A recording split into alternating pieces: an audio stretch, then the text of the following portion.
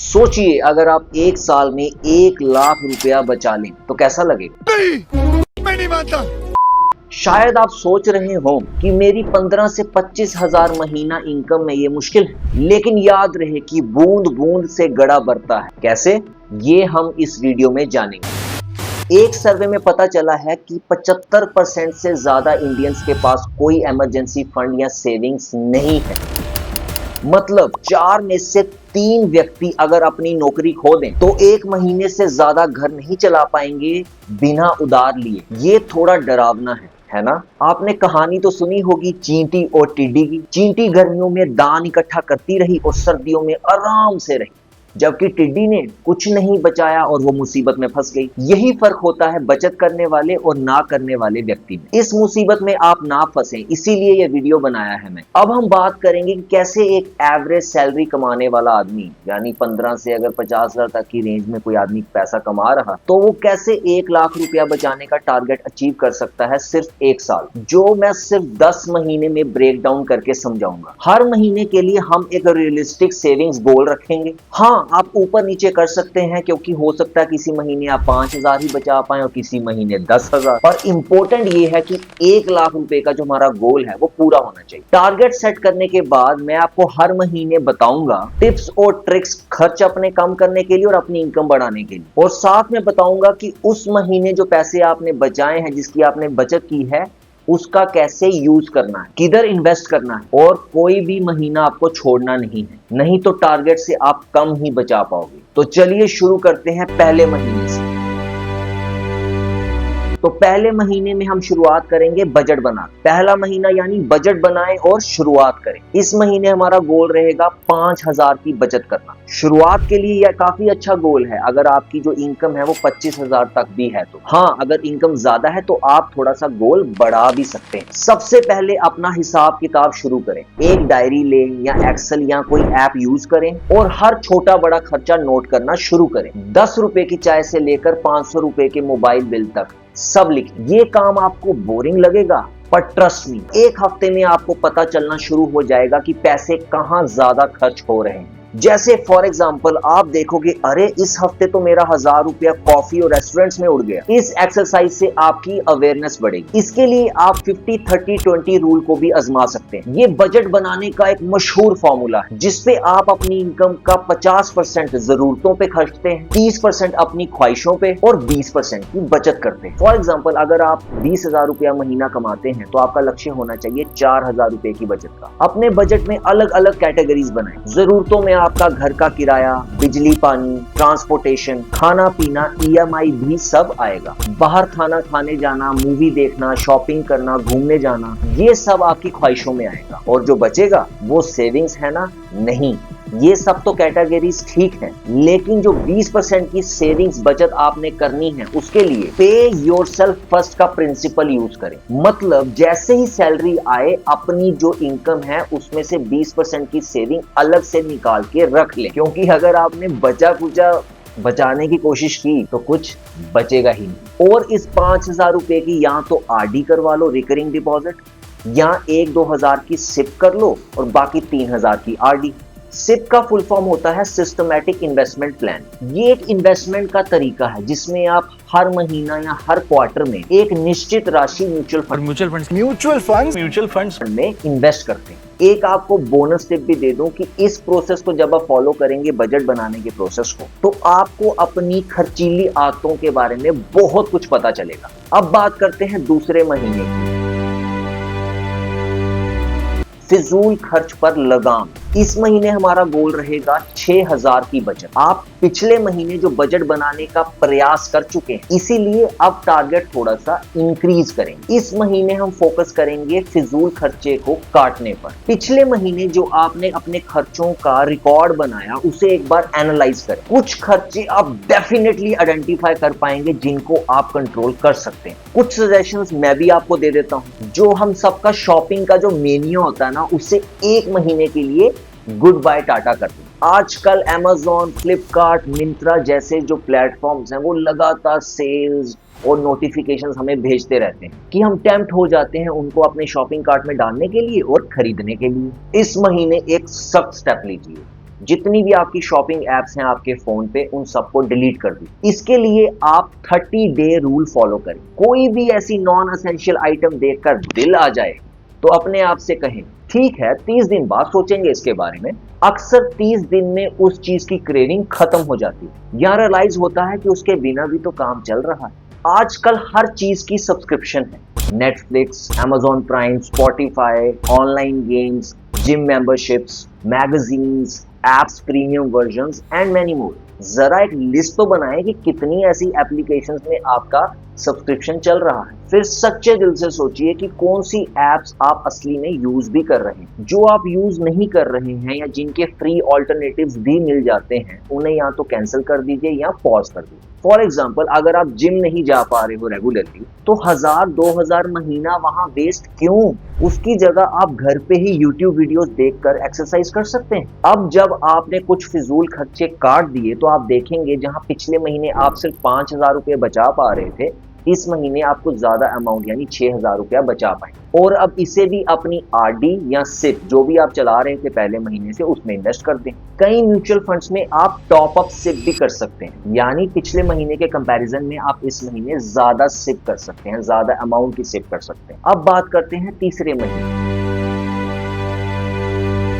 यानी खाना, लाइफस्टाइल और अन्य एक्सपेंसेस की स्मार्ट सेविंग्स की। इस महीने का गोल रहेगा 7000 की बचत करना। इस महीने फोकस होगा अपने लाइफस्टाइल और खाने पीने के खर्चों को ऑप्टिमाइज करना, क्योंकि हमारे रोज के खर्चे में इनका बहुत बड़ा हिस्सा होता है। गुड न्यूज ये है कि यहाँ आप दोनों अपनी हेल्थ और वेल्थ दोनों को इंप्रूव कर सकते हैं। अभी मजा आएगा ना भिड़ो। मैं आपको कुछ सजेशंस देता हूँ। हमेशा याद रखिए, घर का खाना बेस्ट खाना। ऑफिस कॉलेज के लंच के लिए कोशिश करें घर का डिब्बा लेके जाने। घर का बना खाना ना ही सेहतमंद होता है बल्कि आपका खर्चा भी कम होता है। बाहर अगर आपको एक टाइम का मील आपको 150-200 रुपए का पड़ता है तो घर का कितना बनेगा? वही मील आपका 50-60 में बन जाएगा। और अगर बच गया तो रात को मम्मी रिपीट भी करवा देंगे। अगर आपने रोज ऐसे ही बाहर का एक टाइम का मील अपने घर के मील से रिप्लेस किया तो मान के चलिए अगर एक मील में आपने 100 रुपये भी बचाए और 22 वर्किंग डेज हैं आपके महीने में तो तब भी आप 2200 रुपया सेव करें। उसके अलावा आप ट्रांसपोर्ट पे भी बचत कर सकते हैं। अगर आप कार या बाइक से अपने ऑफिस या स्कूल तक कम्यूट करते हैं तो फ्यूल और मेंटेनेंस का खर्चा बहुत ज्यादा आता होगा। देखें क्या क्या ऑप्शंस हैं। क्या हम पब्लिक ट्रांसपोर्ट लाइक बस या मेट्रो को यूज कर सकते हैं कुछ दिन? क्या हम कार पूल कर सकते हैं अपने कलीग्स के साथ, मतलब हम शेयरिंग में उनके साथ जा सकते हैं ताकि जो हमारा फ्यूल का खर्चा वो स्प्लिट हो जाए, बंट जाए।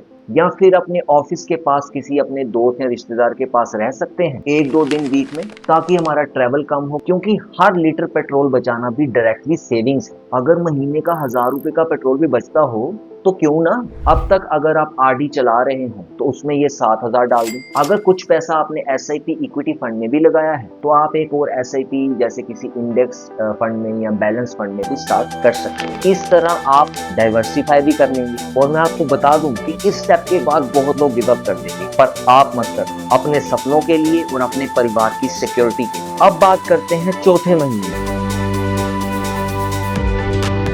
इनकम बढ़ाने के तरीके और बड़ी बचत के चैलेंजेस। इसमें हमारा गोल रहेगा 8000 की बचत। 3 महीने तक हमने देखा खर्च काटने के तरीकों। अब एक और एंगल सोचते हैं, वो है इनकम साइड का, कि अपनी इनकम को कैसे इनहेंस किया जाए, कैसे बढ़ाया जाए, क्योंकि जितना ज्यादा आएगा उतना ही ज्यादा बचेगा। पर ये तभी सच है जब आप अपने खर्च को भी कंट्रोल में रखें, वरना इनकम बढ़ने पर खर्चे भी बढ़ जाते हैं, जिसे हम लाइफस्टाइल इन्फ्लेशन कहते हैं। इस महीने का फोकस रहेगा इनकम भी बढ़ाओ और बड़े खर्चों को मैनेज करो। इन दोनों चीजों के लिए मैं आपको कुछ सॉल्यूशंस देता हूँ। पहले बात करते हैं इनकम बूस्टिंग। आप कुछ साइड हसल शुरू कर सकते हैं। आजकल गिग इकोनॉमी बहुत ज्यादा ऑप्शंस देती है कुछ एक्स्ट्रा इनकम के लिए। तो देखो आपके पास ऐसी कौन सी स्किल है जो आप पार्ट टाइम यूज कर सकते हैं। फॉर एग्जाम्पल, आपको अगर राइटिंग अच्छी लगती है तो थोड़ा कंटेंट राइटिंग, फ्रीलांसिंग कर लो वीकेंड्स पे। एक प्रोजेक्ट से नॉर्मली भी आप 2000 से 5000 रुपया कमा सकते हो महीने। अगर आप अच्छा गाते हैं या गिटार बजाते हैं तो बच्चों को इवनिंग क्लासेस दे दें, इससे आपका पैशन भी जिंदा रहेगा और पैसा भी कमा लेंगे। अगर आपके पास ड्राइविंग लाइसेंस है और कार है तो फ्री टाइम इवनिंग्स पे ओला, उबेर या वीकेंड आउट स्टेशन सर्विस दे दो कुछ घंटे की, कुछ एक्स्ट्रा रुपया बन जाएगा। एक्स्ट्रा इनकम के हजारों तरीके हैं।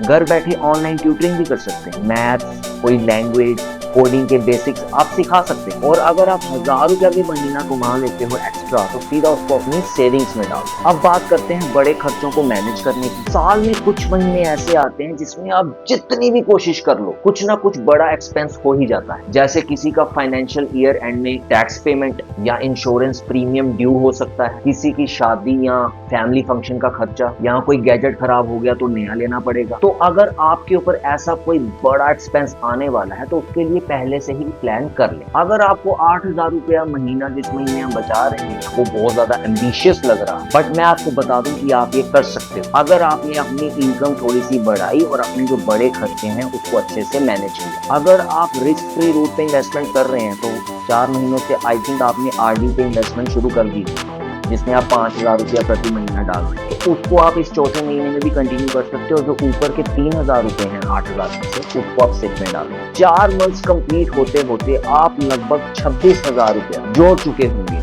कंग्रेचुलेशंस। हो सकता है कि किसी महीने आप टारगेट से कम भी सेव कर पाए, पर कोई बात नहीं, अभी 8 महीने और हैं, हम एडजस्ट कर लें। अब बात करते हैं 5वें महीने